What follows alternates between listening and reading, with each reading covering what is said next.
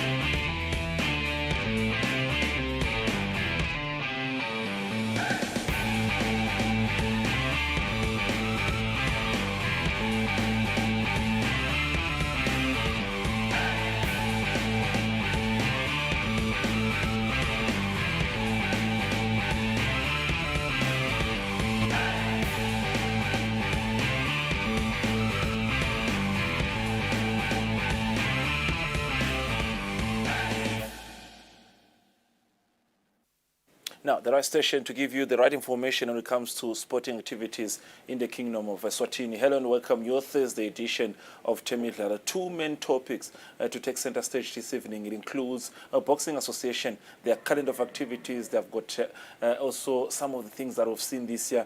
That is the activities they have had, the Mandela Cup that is still upcoming, and also their journey in the recent All Africa Games. All that by the SG of the association, Mr. Ngosinathi. And after that, there is the full focus of the Ngwenyama Cup. We have the champions in the house, the top scorer of the tournament, having now played 4 finals in 2 different clubs. We have that live here on Eswatini TV. Now, without wasting any time, I'm joined by Ngosinathi Dlamini, the Secretary General of Eswatini Boxing Association, just giving us an overview of what the association is all about. It's not your first time, but Angibingelele babukele emakhaya, ngibingelele nebalandzeli besibhakela, ngibingelele neSwazi TV kusi-invite ukuthi site lapha sitokhuluma ngesibhakela. Lo ngibingela uNkosinathi kaDlamini Sibongo lo ngumabhalane wesibhakela eSwatini. Yes, ngiyajabula kuba la ngichazela kabanti ngesibhakela. Sisashintsha ngosesaba Eswatini TV. Now, you've been in the office for almost 4 years. But when you talk about one of the biggest tournaments you had to monitor as an SG, singakhulumisa indaba yama All Africa Games recently in Ghana. You had an athlete there, representation overview, Ngos. Ngicela ngikubonga iNOC yethu lokuyiyoga la eSwati la kaLobamba ngekusibambisa kakhulu sikwadi kuba nebadlali abatasimelela kuma All Africa Games. Ngibonge Secretary General wakhona Mr Maxwell kanye neteam yakhe lasebenzisana nayo. Boxing eSwatini sijabula kakhulu kuba nabo ngoba ngaphandle kwabo ngaba sikakhona ukuphumelela okuvela boxing eSwatini kuma All Africa Games. Sekwatile khona ke kumix abadlali ababili lokufaka ekhathi lokwatiwa kakhulu Thabiso Dlamini lobe khona esibayeleni saphinde saba ne-newcomer yethu le khombisa ukutimisela kakhulu enemdlandla lokungisibongiseni Shongwe. Sithe nasibuka sibhakela sijabulile ngendlela abadlale ngayo bakhombisile ukutimisela Thabiso indlela iperformance yakhe ibe ngilejabisa kakhulu nasibukela online naloko besikhashane but ngamabona ukuthi we internet sikhonile kubukela ama games walandzele futane nathi. nasibongiseni Shongo ukhombisile kudlala kahle but sibuye nemvuke embangandlala Maswati but indlela abadlele ngayo thina si-boxing association kusikhuthatile kukhombisa ukuthi lisasa lethu siyalibona Nthabisa indlela adlele ngayo kulomdlalo lona ukhombise kuphakamisa lezinga kakhulu lakhe lekudlala so si-Eswatini Boxing Association silijabulele le ndlela adlele ngayo siyethemba ukuthi wasalungiselane kuya kuma Olympic qualifier egcina lataba se-Thailand utaba sezingeni lelithi siyethemba futhi awadi qualifier ngoba ukhombisa kutimisela kakhulu wadlala. Now, Ngosi, you've given us an overview. Ngifisa ukuthi singejane ke Ngosi Nyalo. You're with me. You came to me and of course we are with the viewer. Nifunzeni kule All Africa Games in terms of representing the country. Are we there where the top countries are? Your Ivory Coast, your Senegal. Are we there? Nangaba sikho kushothani ukuthi we get to the level where other countries are there. Lengakusho thina Eswatini Boxing Association siyabona ukuthi no sesiyasonzela because i-competition siyayipha siyabaniketa nyalo ngalokunye ke lamave wona vele asangakasadi kahle but ngekutimisela kwethu ngekudlala kwethu asibo labalula nasifike ekhathe eringini emidlalweni kulapho ufike khona sibonakala so iSwatini ikhona asibo nje abantu bavela bashaya ngesibhayela sinye uphela umdlalo sesiyawadi kudlala sicethe imidlalo yethu so ilevel ekudlala yethu ikhombisa kuphakama ngelanga sikhompyutha nangabala nje suka 2022 sikwatile kuya kumazoni sakhona kuba nebadla sakhona kudlala sabe nema medal ahlukene bronze and silver khombisa sibadlali bakhona kutimisela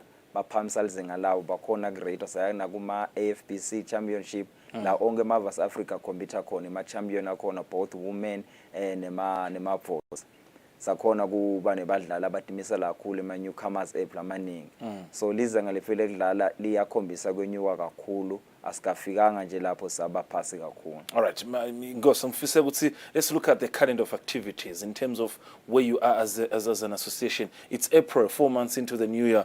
Are you hitting the ground running the way you wanted? We'll assist ourselves with some the visuals of some of the competitions that you've already had. This is Tabiso in not Tabiso, but we'll see him in other in Hlahla and some of the juniors. Yes. This is April. Where are you in terms of your activities? My activities zethu aqale nge-high ngathi aqale high note kakhulu siqale ngama All Africa kuphinde kutawulandzela phinde kulandzela iMandela taphinde kulandzele emazoni kanye nema AFBC championship so loku lawo lima dates are to be announced soon but nje vele siqale nge-high note ngepreparation eseduwe sicalile ngekutilungisela umnyaka saqala Maswati saqala nge-championship yethu lebe yi-1 day yebe ilanga linye lesayibita ukuthi ma All Africa qualifiers labo khona abadlali badlala ngekutimisela nengelizinga elikhombisako leliseduwe and they were in January if you remember. Yeah, they were 20 January. 20 January. Yeah, 20 February, January. what went on? February lesikwendile lapho besi preparation abadlali bethu labanye bayale kuma All Africa labanye besagoba besade ukuthi iMandela soon so labanye labadlali sakhona kuba nema teams athi laba nalaba ema champions akachubeka atimisela team esifocus ekiwo senela ukuthi izinga lawo lekudlala nakufika iMandela sikwadi kuba sezingile lesetulu kakhulu. Okay, March, the previous month bekunani boxing in terms of calendar of activities? March lobe khona bekungulama games lebe sinema invitation la chamuka ngaphandle South Africa lebe sithatha khona sithi sicela bakhona ukuya khona bahambe bayotimekisa bahlanzele sihlanze laba nama team so I encourage ukusahlanze leto imali kuza kwati ko develop abadlali ngaphandle sikhonile kuyenza wena lethiwa kuse Glenmore saphinde saya nasenza wena lethiwa kuse Sasol la sikhona khona kudlala labanye badlali saphinde sakhona nekuya nasenza wena lethiwa kuse Eastern Cape emfuzo labo simikise khona ema champion F so akhona sokwati kwa grade asibuke izinga labadlala ngalo. Now it's April, Ngos. This is where the center stage is, building up to December, 8 months ahead. Just give us maybe 3 biggest competitions that you have as an association. Nyalo nga April tournament lekhona lenkhulu esibukile eMaswati amahle ngile Mandela Nelson Mandela Cup. Yes, let's talk about it because it's part of the things that I wanted us to talk about. Yeah. What makes it special? Why singasho ukuthi it's one of the tournaments singasho ukuthi inkulu kaSipakela? Angicala nje ngakuthi le tournament especially lena ngekubonga umphathi president weSipakela emhlabeni wonke loku uma Krablev ngithanda kumbonga kakhulu sing Africa ngoba ukhombise kusithanza ngoba kulomdlalo lona wekucala iMandela usakhela iMandela sing Africa ukuthi siyisebenzise siba Africa sibe nemidlalo leminingi ngoba sihlale sikhuluma ukuthi side ema games lamaningi eAfrica mancane kakhulu lokunye lesson lekona kulama game kutaba nema incentives for labadlali labatawati kuphumelela bo number 1 number 2 number 3 number 4 ma prize akhona to be announced but nje vele sesipromise ukutaba nema incentives soon ataba broadcast ukuthi ma incentives number 1 ataba kanjani number 2 number 3 number 4 so rough figure ngosinqese ukujubaluma rough figure compared to the last edition kuye kuba bomalini na ungasho nje number 1 to number 3 ngathi nje number 1 kuba msukuba ngu $120 20,000 or yes, just $120,000 okay yes bese second kuba ngu 50 bese kuba na 25 ma bronze yes and that is going to be here that's going to be in Durban yes South Africa like the hostel khona lo mdlalo we Nelson Mandela Cup wow onke mave ase Africa so ifana nechampion onke mave ase Africa tabaphelele ngeminingi bawo lapha yana kutodlala iba wa motivateile ukuthi ema incentives ngeke asaphela ngeshare kuphela but nase Africa sesitawati kudlala iboxing loyo win aphumelele abe number 1 number 2 number 3 number 4 okay lokungena ngase kicking. Who are we sending? Have you played qualifiers to get who are we sending in terms of gender? Do you have a female and a male representing us, or you just have one-sided gender? Ngakaphemvula lapho ngicela kubonga executive lesebenta ngetimisela ngibonge nemholi wethu wesibhakela President Webster lo sithelo benda ngetimisela ufuna ukumake sure ukuthi ngaso sonke isikhathi inombolo esisendako asendi babili bathathu la kuvuma khona indzawo netipfutane njengala star wathi kusenda team lenkulu la lefaka ekhathi emavota kanye nabomake le team yefina 11 boxers 3 wabomake 8 wabo babe yes top names you can go through some of the names of the officials of the athletes. Tabiso is he there, Zweli is he there, the other lady are they there? I top name lesinayo ma ladies isinaveliswa Magaya losile waya eIndia wadlala kahle kakhulu na iba besponsorishwa ngiba lapho wajabula kakhulu ngeperformance yakhe wabona ukuthi amafumata neSwatini akhona kuma male ema top name eflajwayelekile lokufaka Zweli na Tabis awekho khona but sinayo junior youth leyadlala kuma youth 2018 lokungikhaya Shongwe naye sithemba ukuthi utawuphamisa alizinga lakhe lekudlala nyalo because wakhombisa kudlala kakhulu lokuligama lesilibukile lamanye ke magama newcomers evile swagatsile lokufaka bomukele lokufaka bo Nhlanhla Dlamini lokufaka bo bophela indaba maningi amagama eplamasha la khona ama newcomers igame lesisebenzisele for exposure ama newcomers ukuthi abe sezingeni lekudlala lelisetulo yes Ngosi, I want us to round up the interview, but telling me about this Mandela Cup in Durban, you're talking about preparations, 11 athletes to go. You know, how are their preps? Are they in camp at the moment? Have you started preparations for these only 11 athletes? And when is the tournament? Specific dates? Maswathi lamahla nginithembise ukuthi le team vele iyajima ijimba kakhulu iqala isession yethu lenye ye camp yalasihlangane ephinze khona enzaweni lekahle sihlangane sikwatile kujima sahlangana emavuso kule gym lapha sakufike sashukuma so onke lamaviki solo siyajima namuhla nje besijima sibile ukukhuluma nje sibuya koshukumisa le team sende ma last preparation app so le team ijima ngelizenga lesetulo kwenda ukuthi kwati kuperforma kahle la siyakhona umdlalo wethu ke batawuhamba badlala imhla ka14 kuyobe kulisombo bophinze babuye emhla ka22 ekhaya eSwatini sebacetse konke kudlala lengakusho ukuthi nje iexecutive idimisela ngayo yonke indlela ukuthi ikhuthade labadlali basonzele bahlale ba motivated ngoba abadlali bafuna ba motivated ukuze bakwati ukuperforma besezingeni so iexecutive iyazama ukuthi kuba khona uba nabo ayibashinje babopha isonzela kanye nabo nakujinywa ilapha yaba motivate yaba encourage iyabapha nema tips ufuna konde kanjani because inhloso yethu si executive kuphusha abadlali okubafaka lomlilo yokwenda ukuthi kubuye nema medal eSwatini. Now, learning from the best, one of the top referees, Kitso Shongwe, is also a legend in the center there in a white shirt. Now, Ngos, siyavala, but words of encouragement to the athletes, to the sport at large as we leave the studio. We can't wait for the results in Durban. Lengakusho ke badlali ngilapha ngikhulumile phambi kwenu amanye sengiyakhuluma ngwambona kuthi waseswatini kuthi ngiyacela abadlali sidlale ngentimisela udlalele ipride yakho phinde udlale nepride yelive ukwadi kuligama lakho likhunjwe libe history book.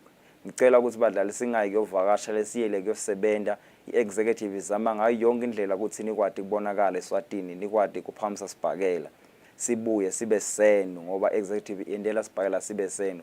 Sicela abadlali intimisele njengoba nijima kakhulu phize nisho senifike emidlalweni nidlale ngekutimisela niwine. Ngiyabonga kakhulu Mr. Fabrice. Thank you very much, Dlamini. That is the SG, the Secretary General of Eswatini Boxing Association, just giving us an overview of what the association is all about in their preparations for the Mandela Cup in Durban, Camp 14 up to the 22nd. 11 players will be leaving the country to Durban. We can't wait. We have all the trust in the team. Now, next in line, the full focus is the Ngonyama Cup final. I have the champions in the house, in the company of the team captain, also Sabero Nziniza Skali. There's a lot to talk about after the break.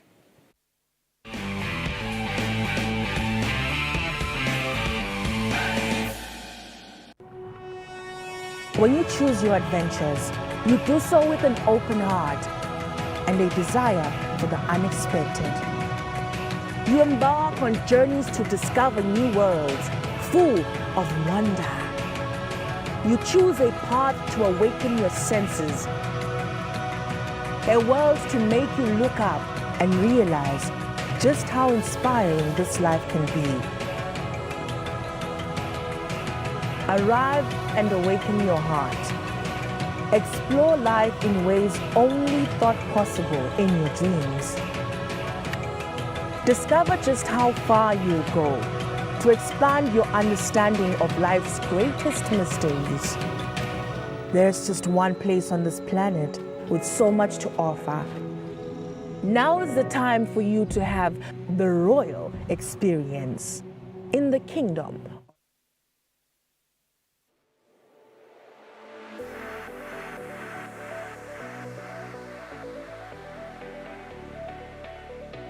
It is an interesting journey, a journey that I cannot take alone, a journey that needs you and me.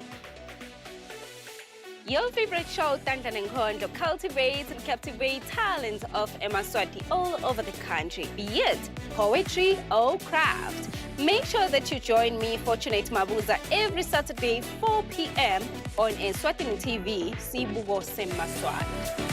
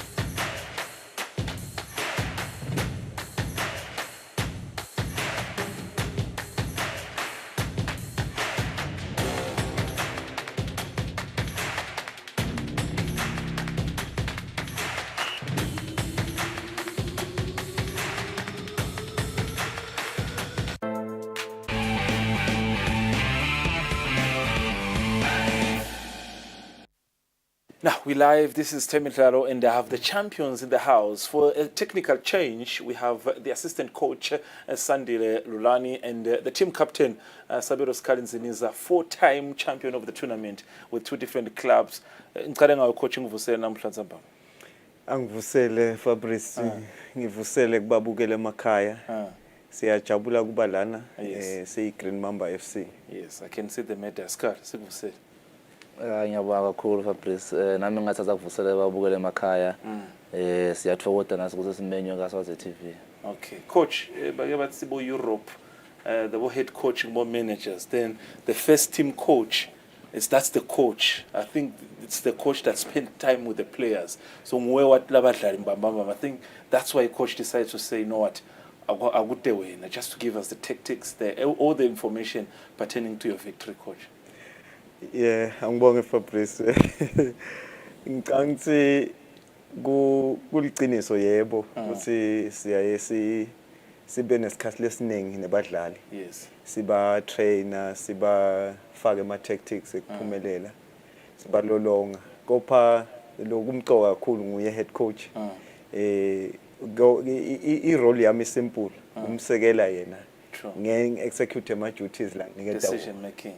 Itinqumo sikhuluma naye ke jatinqumo thathwa nguye. Now, record timer 4 times of with the trophy. Just to add on that, it means he's been on the podium 4 times with His Majesty the King lifting the trophy.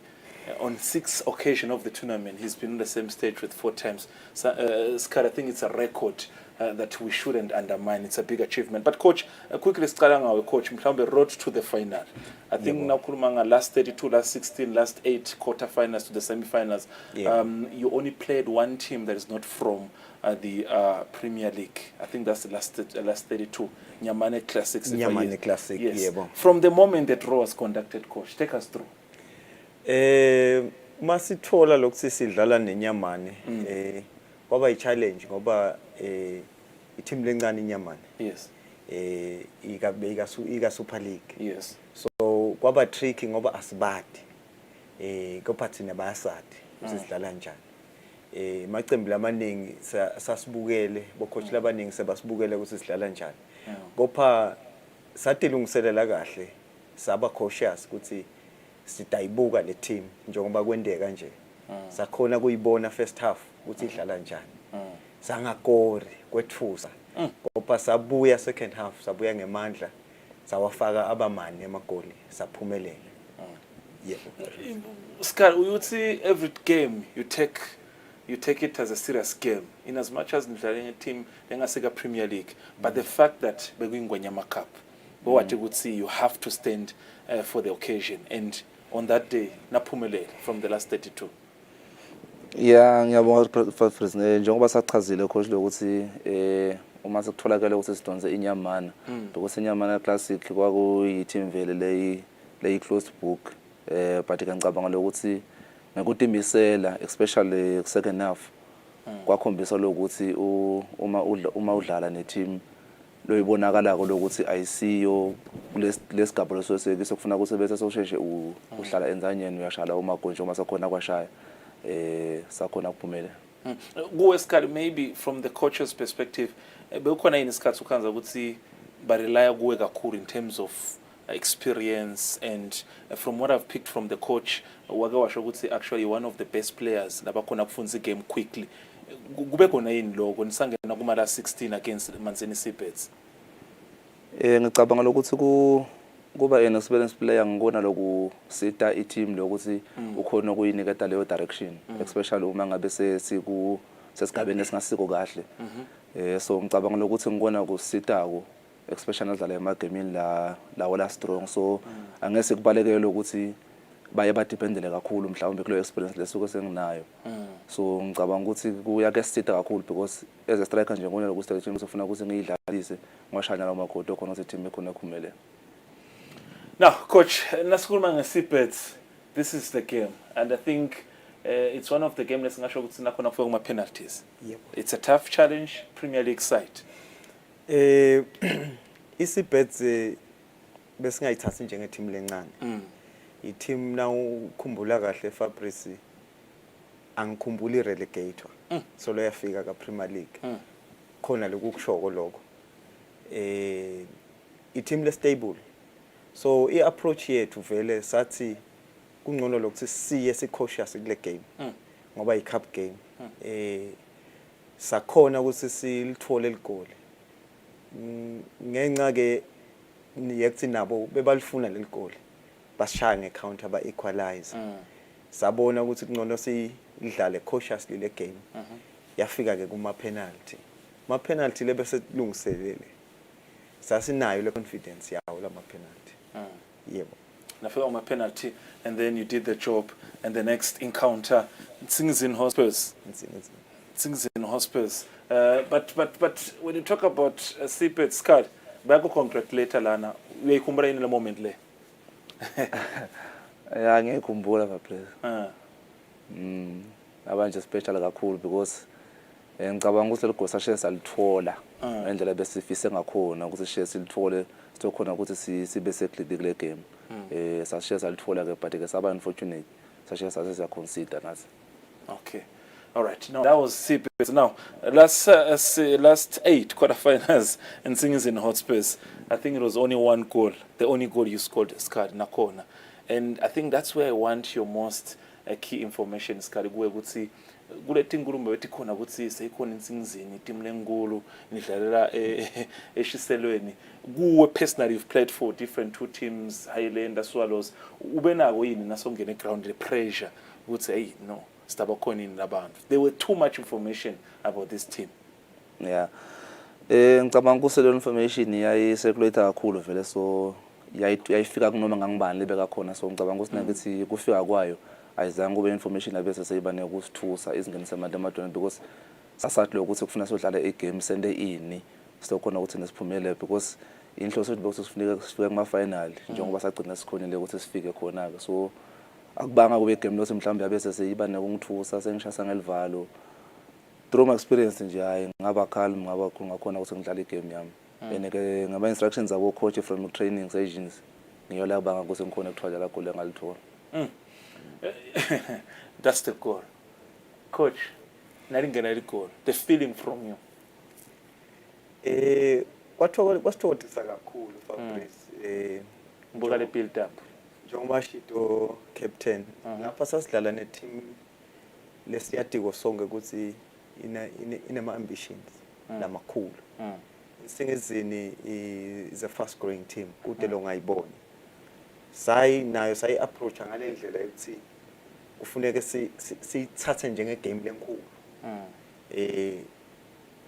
ema plan ethu ke vele kwakugora early salithola ke eligoli ngoba bese siyianalyze ukuthi idlala njani yini emaphuthayo yini la nguphi lapho ba strong khona sathi nasingena nje ukuqala umdlalo safuna kuya phambili safuna kulithola ligoli salithola early sasathi kahle ukuthi itawufuna nayo kuphinzisela kulithola ligoli sayibamba igame sayistabilize kwathi soyophela umdlalo sakhona kuyivala.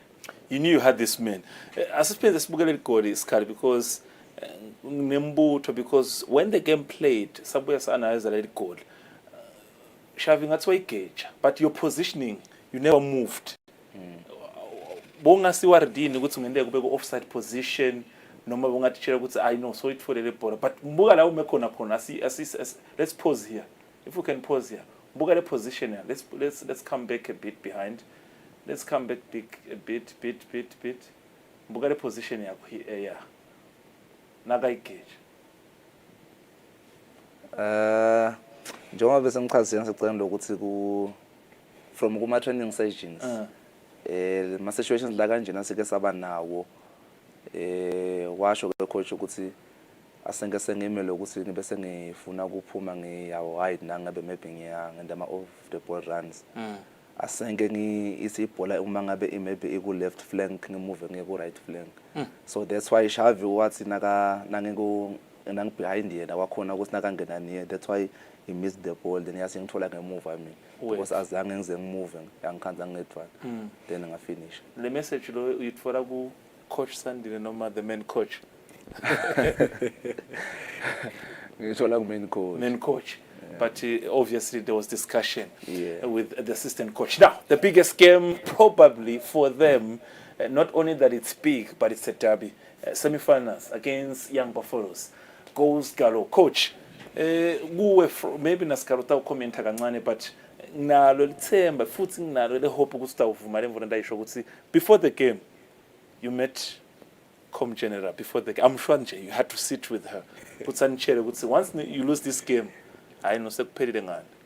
Awuhamba khona Fabrice. What's in before the game itself? Madam President wafika ngitosikhutata Egrounding. egroundini eGermany. Yeah. Wase uyacela ukuthi lo mdlalo lana sewunqobe. Sithi lungiselele kahle sewunqobe. Nathi ke samethembisa ukuthi sitawena konke lokusemandleni ukuthi sewuwine lo mdlalo. Kopha nje lokukhulu kakhulu ukuthi beka kuvele ashido kuthiwa sekucaleni ukuthi le nkomishi le asiyidefend. Nkulunkulu amuhle ke Fabrice sikhonile ku deliver leyo promise. Asika disappoint. You've had a chance, Skal. You've played many derbies. Babane derby, Bombera derby. You know, this is another derby. Gutipatsa kwakho prior to the game. Kuhambisana naye. When you nasisa khona Com General, the message and everything, how do you behave now wathi kusukudlala igame lenkulu kangaka iderby? Ngoba ngiyembona ngathi ground vele ingqomvikashana. Ngicabanga ukuthi kufuna ukuthi uma ungumdlali webhola ngoba siye sibe nawo nalawo ma classes kwanathi kulama fields esoccer, so akuye kube bedelelo bese kuyahluka kakhulu, especially uma udlala ema game lafana nalawa. So le information iba khona lekhona kumenda ukuthi noma ngabe lo mncane akhona ukubona ukuthi hey kufuna ukuthi ngilanze nathi ngiyasetha labadlali nabo, especially futhi nje lesema season players siyakhona lokuthi ukhona ukukhuluma nemidlalo nakamamtshela ukuthi hey yini lekufuna ukuthi ayende ngakudlungiselela ukuze kuyofika kule game angumlokho afika akhandakala ukuthi ufresh nengcondo yakhe ngilesebendako, because uma ngabe usiyodlala igame lenkulu kangaka kufuna wathi ukuthi kufuna ulale nini ungathi nje sekushabo ma 11 solo maybe usecingweni social media akukusithi kakhulu because kusinakushaya ekseni sekufuna ukuthi maybe kondola uma team joke and stuff konke for i game khazakala ukuthi maybe nasolo sesekhathele, so leyo game vele lakhanza ukuthi bese ayisasikhona ukuyidlala kahle neku overthinka ke yona leyo game ngiyolo bese kubangela ukuthi ungasakhona ukudlala kahle, kufuna nje ukuthi ongasikhathi uhlale umlocal nekwadi ukuthi kufuna ukuthi uyowenda ini nawo nolungisele ngakho from eGermany. Coach, I want this is the game where I think we take much attention because you tell me the game plan. Positioning from this cross probably because I'm looking at where he's positioned and waiting for the ball. You could tell that he knew that it was coming from him. But the game plan on the day, Coach Betsy, briefly, quickly, in terms of strength and going forward. I game plan I progress from the game in Singizini. Na ungabuka kahle. But lokwasithokozisa kakhulu Fabrice babukele emakhaya ukuthi sakhona kwenta naku bese ku rehearse bese ku practice. Uma ulibuka lelicembu liyange improve day by day or game by game. Kopha nje kule game lena besadi kahle ukuthi Buffaloes ihlobo lelinjani le team.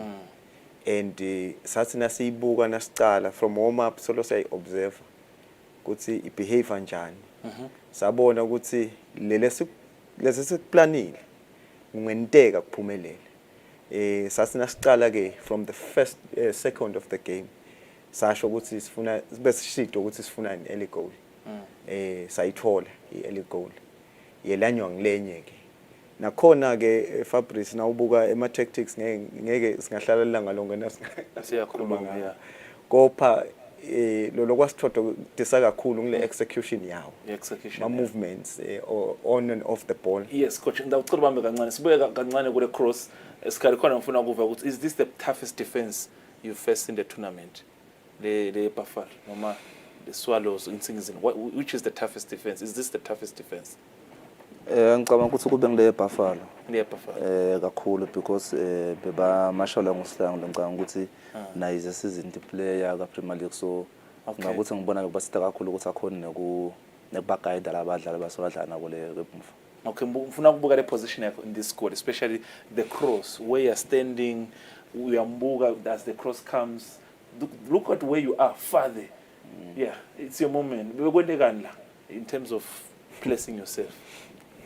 Yeah, indlela zidlala ngayo from very edge mean because bayathi ukuthi ku header very strong point sami, so uma ngabe ayiphethe le bhola uyathi usingaze ngambuka sekufuna kusingene or ngiyamkhomba or esengendele lo movement. So ngekwatana kwethu nje sekuvele kwenda lo msebenzi uba very simple, so that's why na azange hesitate nakufuna shaya le cross ndokhona ukuthi bese ngiyayida shaya goal lesibili. All right, singena ku final coach. Now sekune social media kuba nema prediction bani bakhulume, niyakunaka yini lokho coach kusayiwa ku final bekhulunya ukuthi iSwallows sitawuchara kanje na what niyakunaka yini lokho? And if you go to the game, what was your prediction of the Swallows starting lineup? Asikunaki kakhulu. Siyayisikubite ukuthi for kuhlonipha nje ukuthi ano ma opinions zebantu, imibono yebantu. Lenye ibe liqiniso. Okay. Leyo mbono. Okay. Kopha thine kakhulu sigcila kule team, analyze le team in the previous game, and siyakhona lokuthi sifune le footage yayo. Okay. Siyibuke le team ukuthi idlala kanjani. So na footage yemba wane Highlanders bone Swallows nayibukela. Sayibukela ngeke ngicambe lo 3-0. Yes, sayibukela. Okay. Sakhona nebadlali.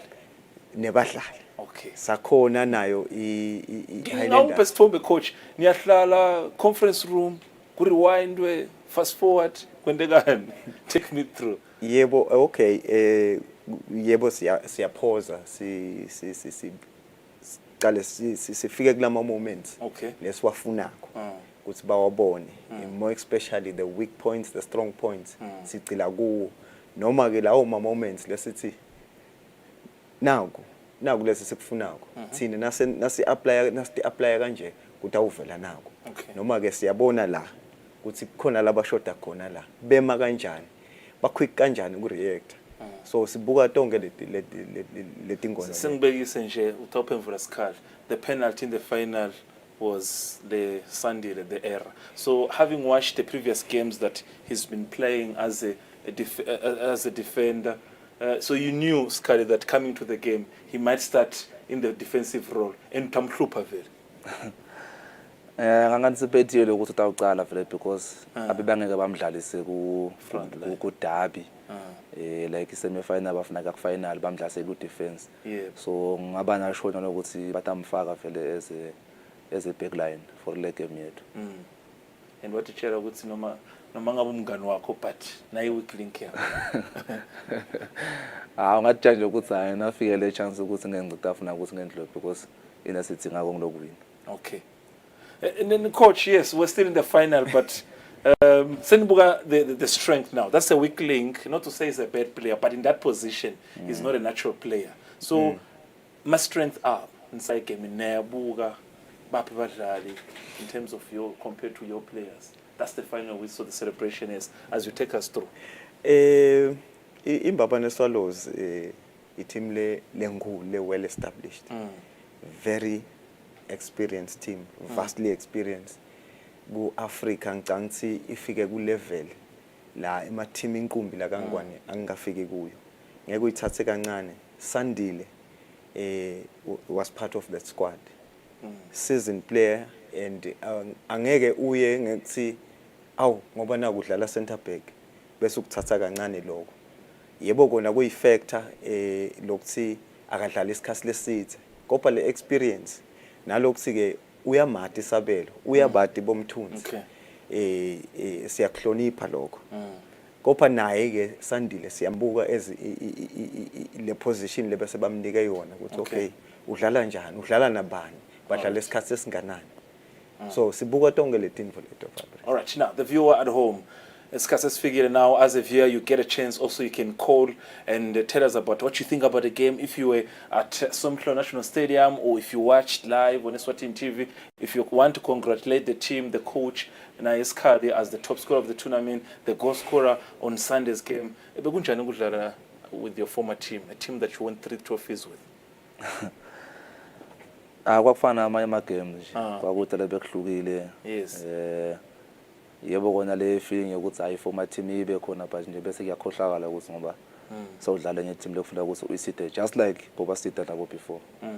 Kufuna ukuthi ngabeze seyiyehla ke leyo this moment. What vele that he was pulling you down? Was the contact enough ukuthi ungawe noma nje nawe wasebenzisa experience ukuthi hayi sa nangisongibambile vele ndavele ngilala? No, yayi enough the contact there because wangibamba vele straight. Akusine ukuthi nje wazama wangibamba ngayo ukuthi ngithule etandla. Okay. So noma nayisingamshaya naye ngavuma ukuthi success but wangibamba. Now, the line is open for the viewer wherever you are. These are the champions, they're in the studio. You need to congratulate them. They are 1.4 million richer. Scarlett 4 times champion of the Ngwenyama Cup and 2 times top scorer. I think you were the top scorer first time for the second edition in this edition. So 2-time top scorer, 4 times champion, 4 times on the podium with His Majesty King Mswati III. All right, look at the celebration, Sky. Take me through that moment. Bojabulile man. Eish kakhulu. Just like bese sivele si mandate bethu vele funa siyiwinele ngomisha. So na meet president bese vele sikhulumie naye. Wakhona wena kusicela washo ukuthi hayi ingomisha layidinga ukuthi siyidefend. So sakhona ke lokho senathi leyo promise yakhe sikhona kuyigcina sibone kuyiwina sibe nale ngomisha. The fans, the numbers. Coach, were you shocked that you have so much fans like that? Ngang-expectile from le semi-final. All right. Ukuthi batawuta. Nalabanye bebashaya ukuthi hayi sitawuta sitoyibukela i-team idlala. So sabonga kakhulu le support lesayithola. Okay. Yasirelisha vele. Yasenda vele safaka emandla kakhulu. Satitshela ukuthi ngeke sibajabhise. Scott, take me through this moment. I don't want to lie to you. I also had my personal moment prior to this moment, but I want you also to tell me your moment at this moment. You know, it's not an easy moment, but tell me, it's a beautiful thing. Take us through. Kulesa sigaba lesa lesengiso akekho umuntu lo akumane kufike noma ngangibani. Yes. So nami nje moment lengenze ngikhona ukuyichaza ukuthi yabayinhle kanganani ngajabula kakhulu. Ngicanga ukuthi kwakuqala ukuthi kwendeke lokwendeka ngaleli sonto. So I was very very happy. So ngiyaqhubeka congratulate. No, ngicongratulate. Ngicela ukuthi ngembambise kahle ngomisha. Okay. Uyabona ukuthi ngathi amandla sekaphelile eground yami hayi amandla asesekhona. Asho ukuthi amandla ngathi ayaphela. Ngivele bo 70 years. Athi hayi amandla asesekhona ngibambisa. Wow, coach. To you? It's your first time. For Scott, it's 4th time, same stage, but first time as captain now. To you, it was the first time, the moment. Yey, ngidawucala nje ku lobusuku. Akulalekanga Fabrice. Ngicanga sibuthongo behla early hours of the morning. Anxiety was kicking in. Okay. But ke saba ne belief kubadlali bethu. Le moment lena, yes, first time in Ngwenyama Cup with Green Mamba. First time game nje. Okay. In Ngwenyama Cup. It was a priceless moment. Right. Sibone Ngwenyama igrace le occasion. Okay. It was a priceless moment. Now, beautiful stuff. Thank you very much, coach. I know you're a Green Mamba coach, assistant coach, and the beautiful job you do with the coach, Ernest Mavuso. Scully, the win lifting the trophy for the 4th time. There's a league still coming. You are competing. Scully, I will still with you next season. Noma, ngoba kunetinguru mokuthi bayakufuna la ngaphandle. Noma Pirates nje ayikho engqondweni yakho. Kude lengathi maybe akukho enengqondo nami so kude approach it so far. No so far kusethe ngikwatiwe. Yeah. Ngicabanga ukuthi mhlawumbe nangabe kusetawuda noma kuseta noma sekuvele kuyendeka sesiyavele sibone ngako noma sive ngako esisaqhubana nama games. Sky, congratulations. Thank you so much. Yeah, experience shows. Coach, all the best. Keep the good work. Otherwise, the team, the champions, 1.4 million richer. They also won't remember the Trade Fair Cup. They also have, all the credentials that you can talk about in 2024. They still have the league. In as much as they are sitting on 4th position, but their game against Young Buffaloes this coming weekend could change things. They have got the motivation. A short break as the public relations officer of the tournament, Ngosele Masugu, is in the studio. We want to talk about color, the mood, the rainy day of the Ngwenyama Cup. After this.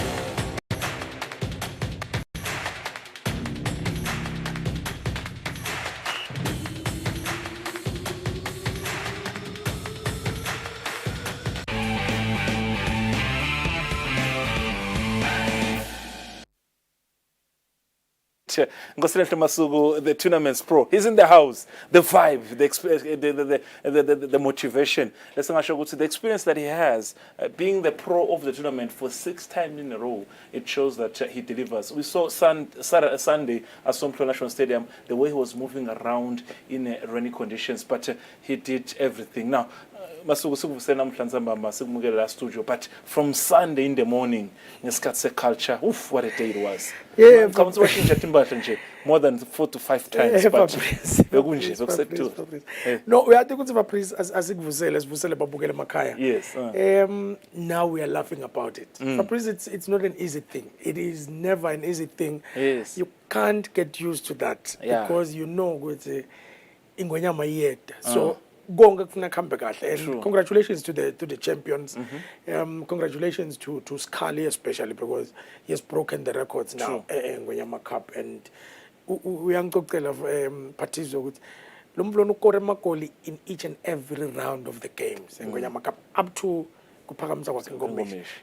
That's the exciting part here. Speaking about the Sunday, Fabrice, I think now we can breathe. Now we can breathe. The Sunday was just another thing. Fabrice, nakala kungena culture, but I think we should applaud the stadium Saka Somhlolo. I think the drainage system is not as bad as we all thought. Nala mandi leswabonako lapha Fabrice, ayakutshela kube le drainage system bengasile kahle. Good info besingayenza lapha Fabrice, but here we are today. We've concluded the beautiful tournament, and what a day that was. What a day, Fabrice. What a day. Nasikhuluma culture Masugu, from early as at 9 when the competition starts, you'll be shocked to see in the stands already fans eMaswati bese bavele bacede kungena bakhona actually bahlele babukela, and it tells you that the difference and the benefits of buying the tickets prior. Now wathi ukuthi uthengile ticket kuthi liyana noma line vele funa ungena ekhatsi ngundla. No, that part for Fabrice, I think ifanele siwabonge ama supporters, and they really deserve lokubongwa lokuqhamuka la ngakithi because lokuthengisa la matikiti prior to the game sakubona ukuthi kusitepe because there were no queues lapha ukuthi bantu kusafuneka emashinji nani bantu nje bebangelela kahle Fabrice and basheshe befika futhi nanayo iculture Fabrice. I think we need to applaud them as well, the cultural aspect of it, the way they kept time Fabrice. Lapha besithi batoqala nga9 baqede nga 12, and that was just that. It was 9 o'clock on the dot bese baqalile nabo, and that made the life much easier on the day because everyone just fitted in kahle and everything synced in very well. Nala ma social games afika ngena kahle, and we saw some skills there Fabrice. But And then competition come the big itself, one. go culture aspect, Masuku. What would you say? Have they really raised the bar from That's a beautiful question, Fabrice. Uma ungake unake Luthango ne Majaha abeshiselweni. True. The champions. What does that tell you? It tell you lokuthi ingwenyama cup the reasoning behind it and the vision was let us spread a culture to every corner of the country. And Ishiselo Fabrice has always been coming from behind when it comes to culture because sisonzele kakhulu thina le eSkwahlande. So but look at where we are today. Ingwene nebasebuseleni bangama champions today lokutshela ukuthi bashaya abantu bakahoho and you know ukuthi nakukhulunywa ngeculture kwathiwa kuthi ngoho. So vele everyone has raised the bar including lama regions Fabrice bezwabukela phasi. But at the end of the day culture there was the winner because now everyone gets so excited. Nasobuka a grand closing when it comes to culture, the cultural side lapha ku grand closing buka nje na ubuka le ndlela belishaya ngalo linyawo lapha Fabrice khohlwa ngalamandi but uyabona the final. Yeah, the finals actually lokuthi bekumadima lapha these competitors knew ukuthi you sleep there, you are losing out. So vele they brought their A game and kwakuhle kakhulu Fabrice. Now, at 3 o'clock, the expectation was the kickoff of the main final, which is the football aspect. But Narogutsi, vele the enjoyment was there. I think there was a bit of delay to about 10 minutes to allow also the cultural aspect to in terms of the venue and everything, since they were sharing that. But the key moment, I think we've been all talking about, you're also a football supporter, a football follower. What's your take on this? I think Lengagusho Fabrice, we need to praise the referee of the day. I think this lady is becoming vele the boss of the game. Local game. Now Mbuga unesibinzi and she takes decisions lengicabanga ukuthi labanye abantu bebangacabanga lethi no, the penalty was the penalty. Spot on. She was spot on there. And everyone is saying Fabrice kube belingani lelitulo. Kube leli ground was just Neat. we could have watched the best game lapha ngoba wawubona ukuthi both teams are pushing to give us the best of it, but wakhanza ukuthi the passes there abanjwa nangilamandi, but the players did what they had to do, and for the conditions that we found ourselves in, they gave us the best.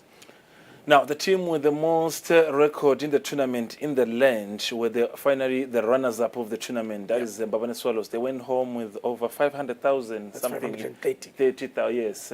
And they also didn't get the trophy, but that big chance of standing next to His Majesty King Mswati III.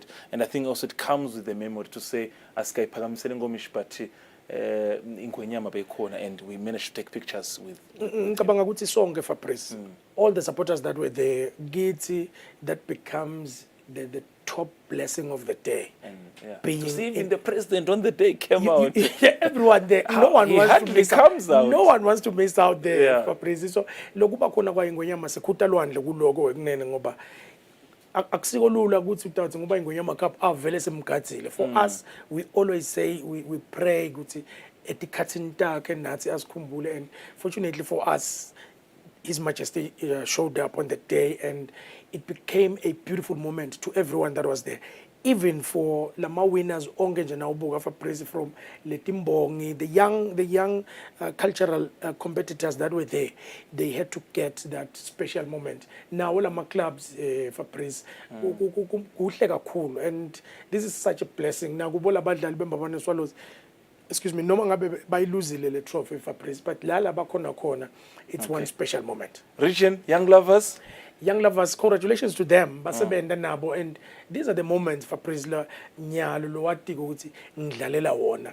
To get there, it's something else. Nabanyalo uyabaniketa ingomesho kunene, and this is one of the best moments you can ever dream. I know ukuthi one of our local journalists now you got a chance to ask some questions. Who is the local journalist? And that friend was, I think that was another precious moment, and Yeah, I know that it's one particular of the journalist did very well. I must say, asking His Majesty such questions is not an easy thing for Priest. not an easy. Le nto noma ungayipractice kangakanani nasekakhona ingwenyama lena for Priest. So The T-shirt and the champions.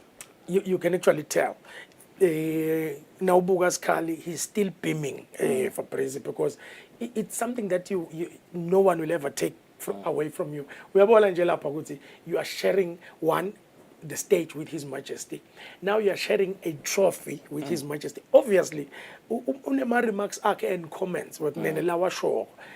Good we are calling pendula, that's a story of another day because nasa khuluma ingonyama fa principal kunyana nalokuthi kepa upendula uthini uba stuck basho njalo angithi nani nabanibona la ngaphandle sebabona fa please people get, but these are the moments for please that we live for in this kingdom nanathi whatever that we get to do ukuthi ekugcineni kokonke the best moment would be to see His Majesty lifting that trophy. And for me and all the guys that we're working with, kufuneka uze umbona ngene emotini ahamba, and that is where you go, now it has happened. Otherwise kusengendekile ukuthi wasesekhona, you just don't want any mistake noma ngayincane kwana.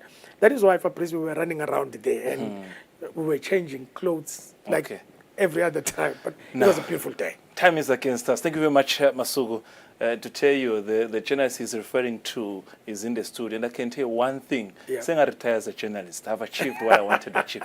That moment will always define, and you have to work hard because you can even work 100 years with that opportunity. But after 15 years, I've been accorded that opportunity, and I don't take it for granted. Until we meet again, this is Temidlalo, and what a tournament it's been so far, the 2024 Ingwenyama Cup.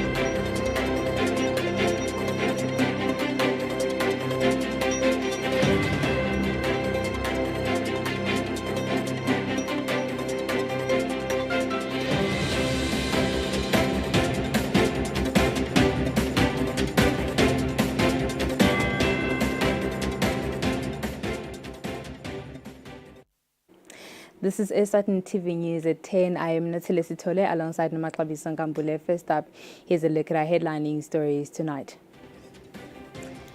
The Prime Minister, His Excellency Russell Dlamini, says government is formulating strategies that will attract direct investment for the benefit of Eswatini's business landscape.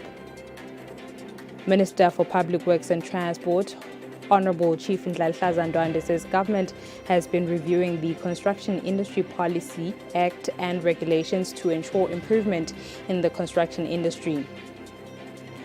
Mangaine Town Board CEO David Madlopa says Mangaine Town is ready and looking forward to hosting the King's 56th birthday.